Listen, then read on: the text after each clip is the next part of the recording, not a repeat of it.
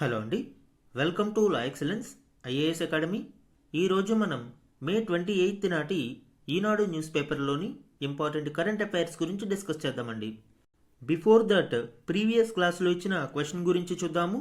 ఇటీవల వార్తల్లో నిలిచిన జస్టిస్ నావలేకర్ కమిటీని క్రింది వాటిలో ఏ అంశాలను పరిశీలించడానికి ఏర్పాటు చేశారు? ప్రీవియస్ క్లాస్లో ఈ జస్టిస్ నావలేకర్ కమిటీ గురించి డీటెయిల్డ్గా మనము డిస్కస్ చేయడం జరిగింది. ఆ కంటెక్స్ట్లో ఈ క్వశ్చన్ ఇచ్చాను అండి. 4 ఆప్షన్స్ని ఇక్కడ ఇవ్వడం జరిగింది. కరెక్ట్ ఆప్షన్ ఏంటో చూద్దాం. ఆప్షన్ ఏ బ్యాంకింగ్ రంగ సంస్కరణలు, ఆప్షన్ బి అసాధారణ జనాభా మార్పులు మరియు అక్రమ వలసలు, ఆప్షన్ సి వ్యవసాయ సేకరణ మరియు కనీస మద్దతు ధర, ఆప్షన్ డి క్రిప్టో కరెన్సీ నియంత్రణ మరియు డిజిటల్ ఆస్తులు. ఈ నావలేకర్ కమిటీ అనేది high level panel on unnatural demographic changes in India. దీని యొక్క ప్రధాన పర్పస్ ఏంటి అండి? Assess demographic shifts, analyse population patterns, address security concerns, protect tribal societies and formulate solutions. వీటన్నిటి గురించి మనము లాస్ట్ క్లాస్లో డిస్కస్ చేశాము. ఇన్ కేస్ ఎవరైనా మిస్ అయ్యి ఉంటే ఆ క్లాస్ చూడండి. ఎగ్జామ్ పాయింట్ ఆఫ్ వ్యూలో ఇంపార్టెంట్ వన్.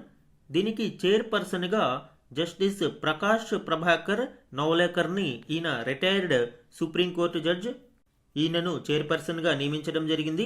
మెంబర్గా ప్రస్తుత census commissioner of India Mrityunjay Kumar Narayan గారిని మరియు another member Durga Shankar Mishra, retired IAS officer, అలానే Balaji Srivastava, retired IPS officer, and doctor Shamika Ravi, noted economist and joint secretary of ministry of home affairs. So వీళ్ళందరితో కూడిన ఒక హై ప్యానెల్ కమిటీని ఏర్పాటు చేయడం జరిగింది. సో మన ఆన్సర్ ఏమవుతుంది అండి? అసాధారణ జనాభా మార్పులు మరియు అక్రమ వలసలను పరిశీలించడం కోసం ఈ కమిటీని ఏర్పాటు చేశారు. బి అనేది ఇక్కడ కరెక్ట్ ఆప్షన్ అవుతుంది. ఈరోజు మన ఫస్ట్ ఆర్టికల్ చూడండి. యూసీసీ బిల్లుకు అస్సాం అసెంబ్లీ ఆమోదం. ఈ ఆర్టికల్ యూనిఫామ్ సివిల్ కోడ్కి సంబంధించిన లేటెస్ట్ డీటెయిల్స్ గురించి వివరిస్తుంది. ఆల్రెడీ ఉత్తరాఖండ్ మరియు గుజరాత్ యూసీసీని ఆమోదించాయి. ఇప్పుడు అదే దారిలో అస్సాం అసెంబ్లీ కూడా యూసీసీ బిల్లుకు ఆమోదం తెలిపింది. దీనికి సంబంధించిన మరిన్ని డీటెయిల్స్ మనం చూద్దాం. మతంతో సంబంధం లేకుండా వివాహం, విడాకులు, వారసత్వం, సహజీవన సంబంధాలపై ఏకీకృత చట్టాలను వర్తింపచేసే లక్ష్యంతో తీసుకువచ్చిన యూనిఫామ్ సివిల్ కోడ్ బిల్లుకు అస్సాం అసెంబ్లీ ఆమోదం తెలిపింది. దీంతో ఉత్తరాఖండ్, గుజరాత్ తర్వాత యూసీసీ బిల్లుకు సమ్మతం తెలిపిన 3వ రాష్ట్రంగా అస్సాం నిలిచింది. ఈ ఇయర్ ఎగ్జామ్స్లో యూనిఫామ్ సివిల్ కోడ్ చాలా ఇంపార్టెంట్ అండి. ఎందుకు అంటే ఇప్పటికే ఉత్తరాఖండ్ మరియు గుజరాత్ ఈ యూనిఫామ్ సివిల్ కోడ్కు ఆమోదం తెలుపుగా 3వ రాష్ట్రంగా ఇప్పుడు అస్సాం కూడా ఆమోదం తెలిపింది. ఈ కంటెక్స్ట్లో యూనిఫామ్ సివిల్ కోడ్కి సంబంధించిన మరిన్ని డీటెయిల్స్ చూడండి.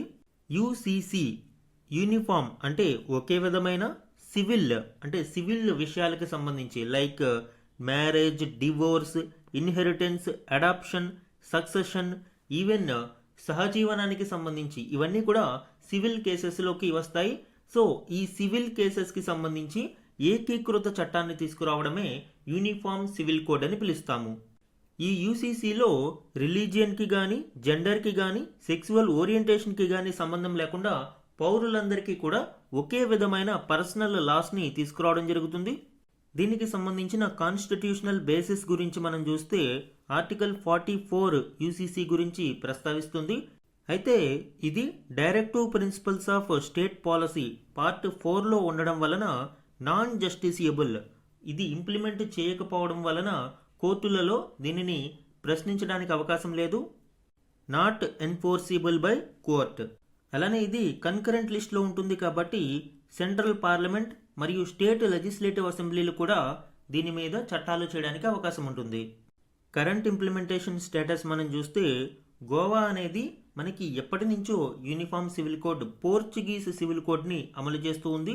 అయితే భారతదేశంలో మొట్టమొదటిసారిగా యూనిఫామ్ సివిల్ కోడ్ని ఇంప్లిమెంట్ చేసిన రాష్ట్రంగా ఉత్తరాఖండ్ని మనం చూడవచ్చు.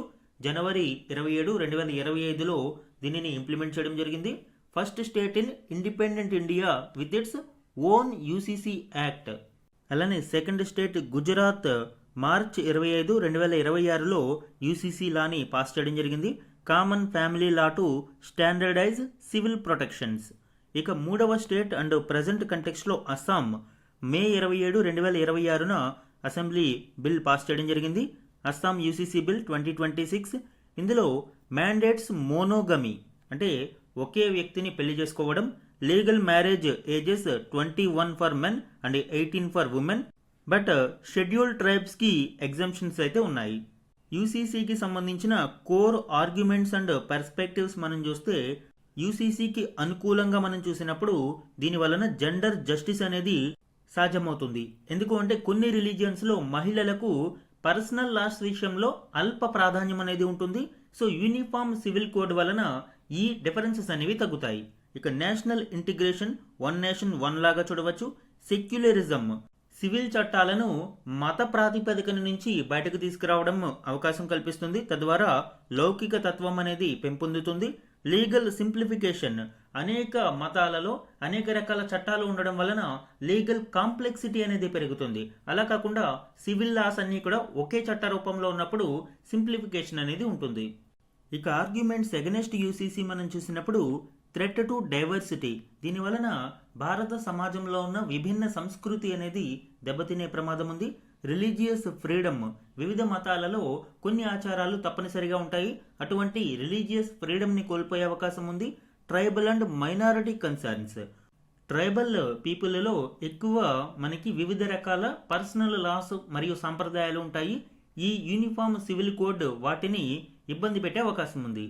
అందువల్లనే అస్సాం బిల్లులో మనం చూసినప్పుడు షెడ్యూల్డ్ ట్రైబ్స్కి యూసీసీ నుంచి ఎగ్జంప్షన్ అయితే కేటాయించారు. అండ్ యూసీసీకి సంబంధించిన 2 ల్యాండ్ మార్క్ జడ్జిమెంట్స్ కూడా మనము చూడాలి అండి. Supreme court of India calling for UCC for gender equality. Shah Bano case 1985 మరియు సర్లా ముద్గల్ కేసు 1995. ఈ 2 కేసులలోనూ కూడా సుప్రీంకోర్టు యూసీసీ ఇంప్లిమెంటేషన్ కొరకు, తద్వారా జెండర్ జస్టిస్ని ప్రమోట్ చేయడం కొరకు, జెండర్ ఈక్వాలిటీ కొరకు యూసీసీని ప్రస్తావించింది. సో ఈ ల్యాండ్ మార్క్ జడ్జిమెంట్స్ కూడా ఇంపార్టెంట్ అండి. అస్సాం యూసీసీ బిల్కు సంబంధించిన డీటెయిల్స్ మనం చూస్తే బహుభార్యత్వంపై నిషేధం, సహజీవన సంబంధాలను తప్పనిసరిగా నమోదు చేయడం తదితర అంశాలను ఈ బిల్లులో పొందుపరిచారు. బహుభార్యత్వాన్ని కొనసాగించే వారికి 7 ఏళ్లు, సహజీవన సంబంధాన్ని నమోదు చేసుకోని వారికి 3 నెలలు జైలు శిక్ష విధించనున్నట్లు బిల్లులో పేర్కొన్నారు.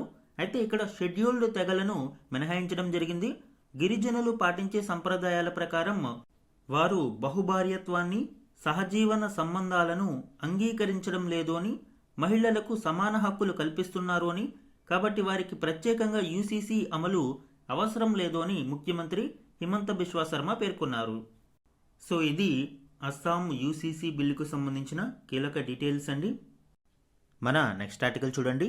ప్రజారోగ్యంపై పెరిగిన ప్రభుత్వ వ్యయం ఫలితంగా ప్రజలపై 21% తగ్గిన ఆర్థిక భారం నేషనల్ హెల్త్ అకౌంట్స్ 2022-23 నివేదికలో వెల్లడి. హెల్త్ కేర్ సెక్టార్లో పబ్లిక్ ఎక్స్పెండిచర్ అనేది పెరగడంతో ప్రజల మీద భారం కొంతవరకు తగ్గింది అని ఈ నివేదిక వెల్లడిస్తుంది. ఇందులోని ఇంపార్టెంట్ పాయింట్స్ ఇప్పుడు చూద్దాం. మెయిన్స్ ఆన్సర్ రైటింగ్లోను అలానే ప్రిలిమ్స్ ఎంసీక్యూస్లో కూడా ఈ టాపిక్ చాలా ఇంపార్టెంట్ అండి. దేశంలో ప్రజారోగ్యం కోసం ప్రభుత్వం చేసే వ్యయం పెరగడంతో ప్రజలు వైద్యం కోసం తమ జేబు నుంచి చేసే ఖర్చు తగ్గినట్లు కేంద్ర వైద్య ఆరోగ్య శాఖ వెల్లడించింది. అంటే అవుట్ ఆఫ్ పాకెట్ ఎక్స్పెండిచర్ అనేది తగ్గింది. గణాంకాలను మనము పరిశీలిస్తే 2013-14తో పోలిస్తే 10 ఏళ్లలో ఆ తగ్గుదల 21% ఉన్నట్లు పేర్కొంది. 2013-14లో జీడిపిలో మనము 1.15% ప్రభుత్వ వ్యయం ఖర్చు చేయగా 2022-23కు అది 1.43% పెరిగింది. ఇదే సమయంలో మొత్తం ప్రభుత్వ వ్యయంలో వైద్యం కోసం చేసిన ఖర్చు 3.78% నుంచి 4.89% పెరిగినట్లు కూడా ఈ అధ్యయనం వెల్లడిస్తుంది. వైద్యం కోసం ప్రభుత్వం చేసిన తలసరి వ్యయం కూడా ఈ 10 ఏళ్ల కాలంలో 1,042 రూపాయల నుంచి 2,786 రూపాయలకు పెరిగింది. అంటే ఒక వ్యక్తి మీద పెడుతున్న ఖర్చు కూడా పెరగడం మనం ఇక్కడ చూడవచ్చు. మొత్తం వైద్య వ్యయంలో ప్రభుత్వం చేసిన ఖర్చు 28.6% నుంచి 43.7%కి పెరగడం వల్ల ప్రజలు తమ జేబులోంచి చేసే ఖర్చు 10 ఏళ్లలో 64.2% నుంచి 43.4%కి తగ్గినట్లు ఈ నివేదిక వెల్లడిస్తుంది. ఇక హెల్త్ ఇన్సూరెన్స్కి సంబంధించి చూస్తే ఆయుష్మాన్ భారత్ లాంటి పథకాల కింద కల్పిస్తున్న ఆరోగ్య బీమా ద్వారా చేసే ఖర్చు 6% నుంచి 9.9%కి పెరగగా ప్రైవేటు ఆరోగ్య బీమా పరిమాణం కూడా 3.4% నుంచి 9.2%కి పెరిగినట్లు వెల్లడించింది. ఈ నివేదికలోని హైలైట్స్ ఒకసారి చూడండి. 2022-23లో వైద్యం కోసం భారతదేశంలో టోటల్ ఎక్స్పెండిచర్ అంటే both private and public expenditure ప్రభుత్వము మరియు ప్రైవేటు పరంగా చేసిన ఖర్చు 8,81,359 కోట్లు ఉండగా ఇది మొత్తం జీడిపిలో 3.37%కి సమానం. అండ్ తలసరి వ్యయం అంటే పర్ క్యాపిటా ఎక్స్పెండిచర్ అనేది 6,373 రూపాయలు అయింది. ఈ టోటల్ ఎక్స్పెండిచర్లో ఓన్లీ పబ్లిక్ ఎక్స్పెండిచర్ మనం కన్సిడర్ చేస్తే కేంద్ర మరియు రాష్ట్ర ప్రభుత్వాలు కలిపి 3,85,332 కోట్లు ఖర్చు చేశాయి. అంటే మొత్తం వ్యయంలో ప్రభుత్వం వాటా 43.72%గా ఉంది. 2013-14లో ఇది 1.30 లక్షల కోట్లుగా ఉండగా ఇప్పుడు 3.85 లక్షల కోట్లకు పెరిగింది. ఇది జీడిపిలో 1.48%కి సమానం న్యూ సిరీస్ ప్రకారం చూస్తే. అండ్ బేస్ ఇయర్ మనకి చూసినప్పుడు ఓల్డ్ సిరీస్లో 1.43%తో సమానం. సో ఏదైనా మనము ఉపయోగించుకోవచ్చు. ఇక్కడ 2 ఎందుకు ఇచ్చారు అంటే లాంగ్ టర్మ్ కంపారిజన్ 2013-14తో కంపేర్ చేసేటప్పుడు ఈ ఓల్డ్ సిరీస్ డేటా అనేది యాక్యురేట్గా తెలుస్తుంది. ఎందుకంటే ఈ న్యూ సిరీస్ బేస్ ఇయర్ అనేది 2022-23తో ఉంటుంది కాబట్టి మనకి లాంగ్ టర్మ్ కంపారిజన్లో ప్రీవియస్ డెకేడ్తో పోల్చినప్పుడు దీనిని మనము ప్రామాణికంగా తీసుకోవచ్చు. తలసరి వ్యయం 2,786 రూపాయలు ఆల్రెడీ చెప్పుకున్నాము. ఇక ప్రభుత్వం చేసిన మొత్తం వ్యయంలో కేంద్ర ప్రభుత్వ వాటా 36.3% ఉండగా రాష్ట్ర ప్రభుత్వాల వాటా 63.7%గా ఉంది. 2022-23లో ప్రభుత్వాలు చేసిన మొత్తం సాధారణ వ్యయంలో ఇది 4.89%కి సమానం. ఇది కూడా మనం చెప్పుకున్నాము 3.78% నుంచి 4.89%కి పెరగడం జరిగింది. ఇక 2022-23లో ప్రజలు వైద్యం కోసం తమ జేబుల్లోంచి 3,82,629 కోట్లు ఖర్చు చేశారు. అంటే ఇది అవుట్ ఆఫ్ పాకెట్ ఎక్స్పెండిచర్. ఇది వైద్య వ్యయంలో 43.41% మరియు జీడిపిలో 1.47%కి సమానం. ఇక ఈ out of pocket expenditure per capita expenditure చూస్తే 2,767 రూపాయలుగా ఉంది. So out of pocket expenditure గురించి కూడా మనము చెప్పుకున్నామండి. 2013-14లో ఇది 64.2%గా ఉండగా ఇప్పుడు 43.41%కి తగ్గింది. అలానే ప్రైవేటు వైద్య బీమా ద్వారా 81,012 కోట్ల రూపాయలు సమకూరగా మొత్తం వైద్య వ్యయంలో ఇది 9.19% మాత్రమే. చాలా అభివృద్ధి చెందిన దేశాలతో పోలిస్తే మనము ఇంకా వెనుకబడి ఉన్నాము. ప్రాథమిక ఆరోగ్య సంరక్షణపై ప్రభుత్వ వ్యయం 2013-14లో 0.5 లక్షల కోట్లు కాగా 2022-23 నాటికి అది రెండింతల కంటే ఎక్కువగా పెరిగి 1.4 లక్షల కోట్లకు చేరింది. అంటే నియర్లీ 3 టైమ్స్ మనం చూడవచ్చు. అయితే హెల్త్ ఎక్స్పెండిచర్లో గవర్నమెంట్ ఫుట్ ప్రింట్ పెరగడానికి గల కీ డ్రైవర్స్ ఏంటి అనేది చూస్తే మ్యాసివ్ ప్రైమరీ కేర్ పుష్ అనేది ప్రధానంగా చూడవచ్చు. Free essential drugs and diagnostics విషయంలో ప్రభుత్వం ప్రత్యేక చర్యలు తీసుకుంటుంది. ఇక ఆయుష్మాన్ ఆరోగ్య మందిర్స్ సుమారు 1.8 లక్షల ఆపరేషనల్ సెంటర్స్ని చూడవచ్చు to reduce local sickness and diagnostic costs. Growth in social security చాలామంది ఈ బీమాల విషయంలో అవగాహన ఉండడంతో ఎక్కువ మందికి అవేర్నెస్ ఉండడంతో పాలసీల్ని తీసుకుంటూ ఉన్నారు. అదేవిధంగా expansion of Ayushman Bharat, Pradhanmantri Jan Arogya Yojana PMJAY and medical reimbursements protects against catastrophic expenses. Both private and public health insurance అనేది పెరగడం కూడా ఇక్కడ చూడవచ్చు. అయితే అవుట్ ఆఫ్ పాకెట్ ఎక్స్పెండిచర్లో ఇప్పటికీ కూడా ఫార్మాసిటికల్ కాస్ట్స్ అనేవి ఇంకా ఎక్కువగానే కనిపిస్తూ ఉన్నాయి. Purchase of pharmaceuticals, supplements, vitamins remains largest residual out of pocket expenditure source. So ఇది నేషనల్ హెల్త్ అకౌంట్స్ 2022-23 నివేదికకు సంబంధించిన కీలక అంశాలు అండి. మన నెక్స్ట్ ఆర్టికల్ చూడండి. సరిహద్దులకు 15 కిలోమీటర్ల పరిధిలో అక్రమ నిర్మాణాలు కూల్చేయండి, కేంద్ర హోంమంత్రి అమిత్ షా ఆదేశాలు. ఈ ఆర్టికల్ ఇటీవల ఇంటర్నల్ సెక్యూరిటీ విషయంలో ప్రభుత్వం తీసుకుంటున్న వివిధ రకాల భద్రతా చర్యల గురించి వివరిస్తుంది. రీసెంట్గా అన్యాచురల్ డెమోగ్రఫీ చేంజెస్ విషయంలో జస్టిస్ నవలాకర్ కమిటీని ఏర్పాటు చేసిన ప్రభుత్వం ఇప్పుడు మరొక కీలక నిర్ణయం తీసుకుంది. దీనికి సంబంధించిన ఇంపార్టెంట్ పాయింట్స్ చూద్దాం.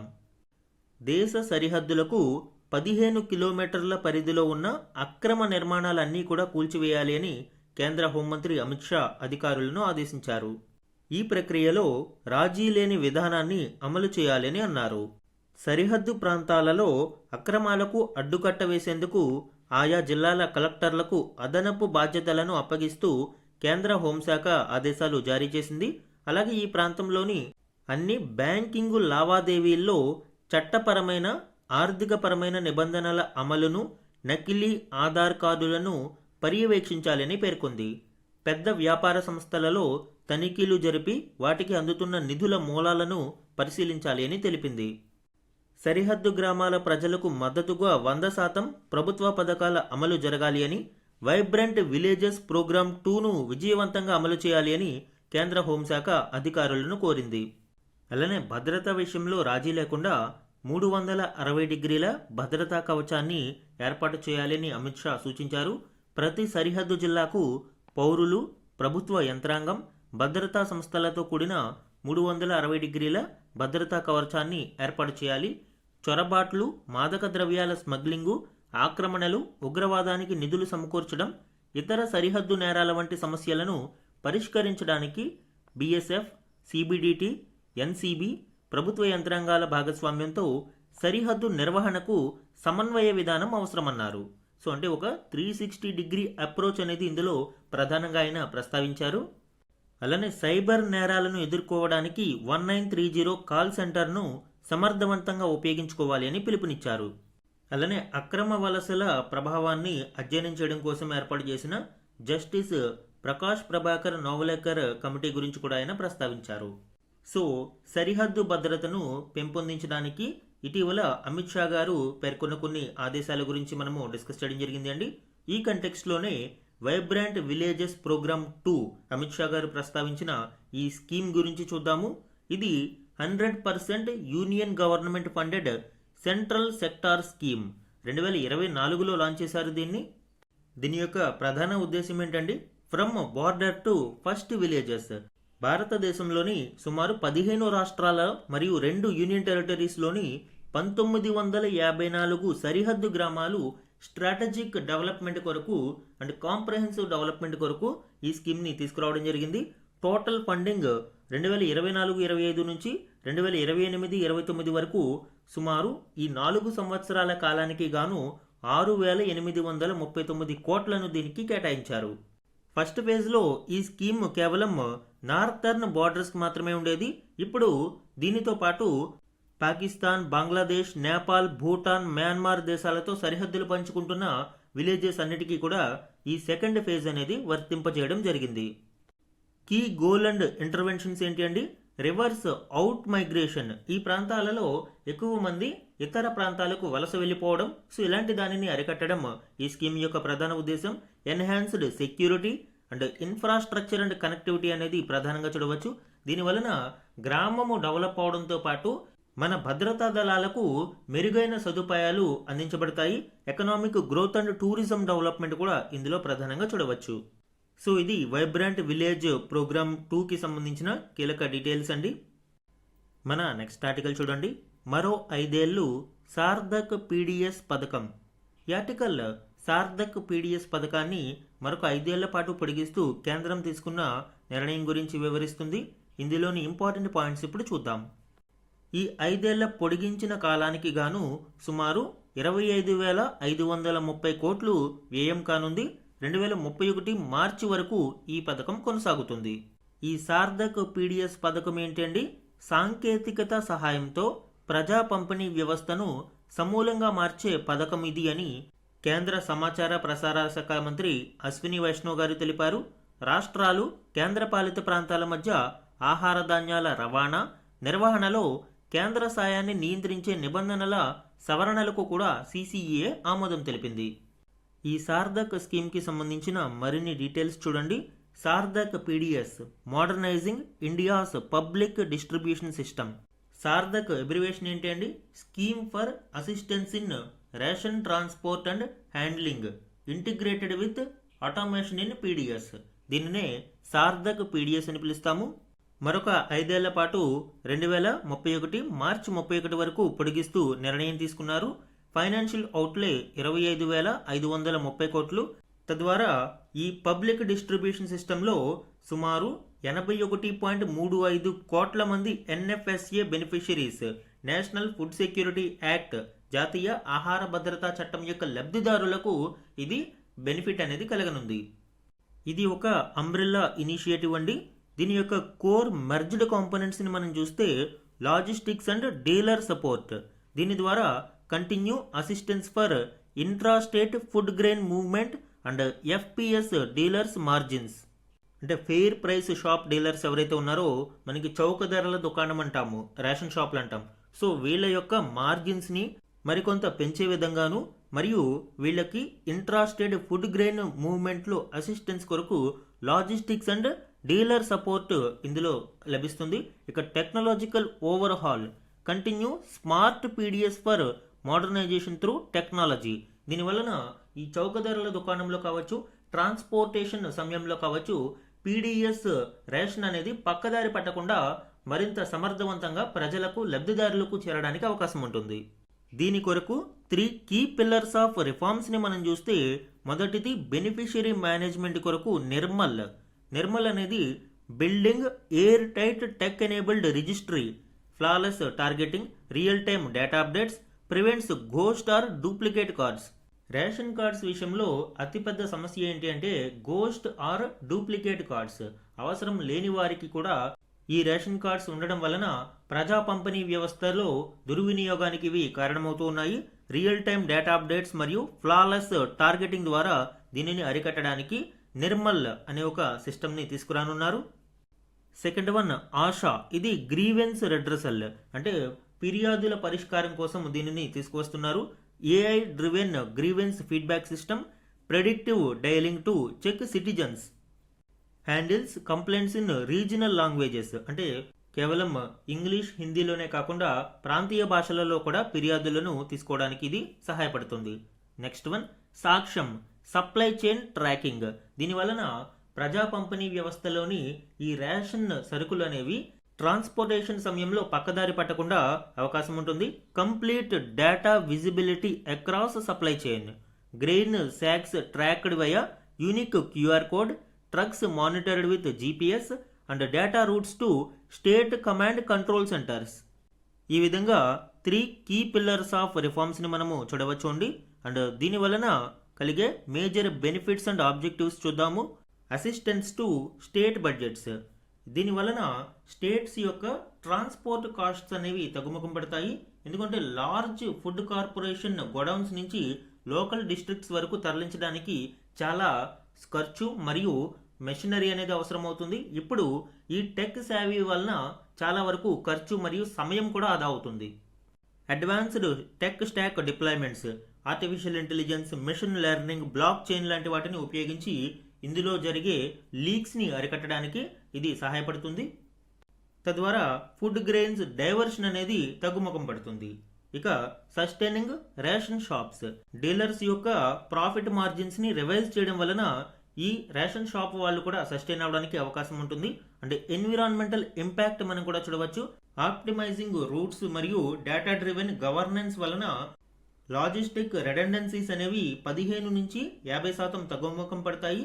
అండ్ దీని వలన transit related carbon foot prints అనేవి 35% వరకు తగ్గే అవకాశం ఉంది.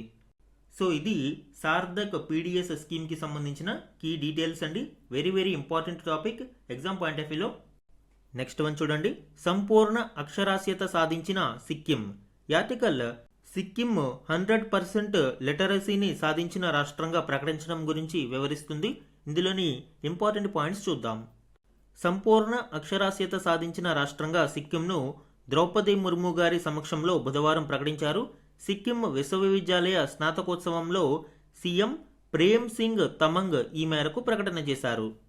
కేంద్ర ప్రభుత్వం ప్రవేశపెట్టిన understanding of life long learning of all in society పథకం కింద సిక్కిం ఈ ఫలితం సాధించింది అని ఆయన పేర్కొన్నారు. రాష్ట్రపతి ద్రౌపది ముర్ము గారు ఈ సందర్భంగా రాష్ట్ర ప్రభుత్వానికి శుభాకాంక్షలు తెలిపారు. ఉల్లాస్ స్కీమ్ గురించి ఇక్కడ వివరించడం జరిగింది. మనం ప్రీవియస్ క్లాసెస్లో ఈ స్కీమ్ గురించి డీటెయిల్డ్గా డిస్కస్ చేయడం జరిగింది అండి. Understanding of life long learning of all in society scheme ఇది సెంట్రల్లీ స్పాన్సర్డ్ స్కీమ్. కేంద్ర రాష్ట్ర ప్రభుత్వాలు వాటాను కలిగి ఉంటాయి. ఇది ప్రధానంగా 15 years and above age group వాళ్ళని టార్గెట్ చేస్తుంది. ఫార్మల్ ఎడ్యుకేషన్ని మిస్ అయిన వాళ్ళని ప్రధానంగా ఐడెంటిఫై చేసి వారికి విద్యా వాలంటీర్స్ ద్వారా ఈ ఎడ్యుకేషన్ని ప్రొవైడ్ చేయడం ఉల్లాస స్కీమ్ యొక్క ప్రధాన ఉద్దేశ్యం. ఇందులో 5 కోర్ కాంపోనెంట్స్ని మనం చూస్తే foundational literacy and numeracy, critical life skills, basic education, vocational skills, continuing education, ఈ 5 క్రిటికల్ కాంపోనెంట్స్ ఉల్లాస్లో ప్రధానంగా చూడవచ్చు. సో ఈ పథకాన్ని సమర్థవంతంగా అమలు చేయడం ద్వారా 100% లిటరసీని సాధించినట్లు సిక్కిం ప్రకటించింది. Important one liner current affairs చూడండి. దీని గురించి ఆల్రెడీ మనం చెప్పుకున్నాము, జస్టిస్ నోవలేకర్ కమిటీకి సంబంధించి. సో ఆల్రెడీ ప్రీవియస్ క్లాస్లో డీటెయిల్గా డిస్కస్ చేశాము. Next one, quad foreign ministers meeting గురించి కూడా లాస్ట్ క్లాస్లో మనము డిస్కస్ చేయడం జరిగింది. ఇన్ కేస్ లాస్ట్ క్లాసు ఎవరైనా మిస్ అయ్యి ఉంటే ఈ 2 టాపిక్స్ అక్కడ చూడండి. Next one, social justice and empowerment minister doctor Virendra Kumar launched PM Ajay portal and Ajay mobile app to digitize and strengthen the implementation of scheduled caste welfare schemes in New Delhi. ప్రధానమంత్రి అనుసూచిత జాతి అభ్యుదయ Yojana PM Ajay అనేది ఒక అంబ్రెల్లా స్కీమ్ అండి. Especially scheduled caste welfare స్కీమ్స్ని అమలు చేయడానికి దీనిని ఒక అంబ్రెల్లా కాన్సెప్ట్గా తీసుకురావడం జరిగింది. సో ఇప్పుడు రియల్ టైమ్ మానిటరింగ్ కోసం పిఎం అజయ్ పోర్టల్ మరియు అజయ్ మొబైల్ యాప్ని తీసుకురావడం జరిగింది. Next one, India US signed key bilateral framework aimed at securing the supply, mining and processing of critical minerals and rare earth elements. The landmark agreement was exchanged between external affairs minister doctor Jaishankar and US secretary of state Marco Rubio in Delhi on 26th May 2026. So ఇవి one liner important current affairs అండి. ఈరోజు మన question of the day గురించి చూడండి. Sarthak PDS scheme గురించి మనము ఈరోజు క్లాస్లో డిస్కస్ చేయడం జరిగింది. ఆ కంటెక్స్ట్లో ఈ క్వశ్చన్ ఇచ్చాను అండి. 2 స్టేట్మెంట్స్ని ఇవ్వడం జరిగింది. కరెక్ట్ స్టేట్మెంట్స్ని ఐడెంటిఫై చేసి ఆన్సర్ని కమెంట్ సెక్షన్లో కమెంట్ చేయండి. ఇది ఈరోజు ఈనాడు న్యూస్ పేపర్లోని ఇంపార్టెంట్ కరెంట్ అఫైర్స్ మీద daily analysis. Thank you for watching.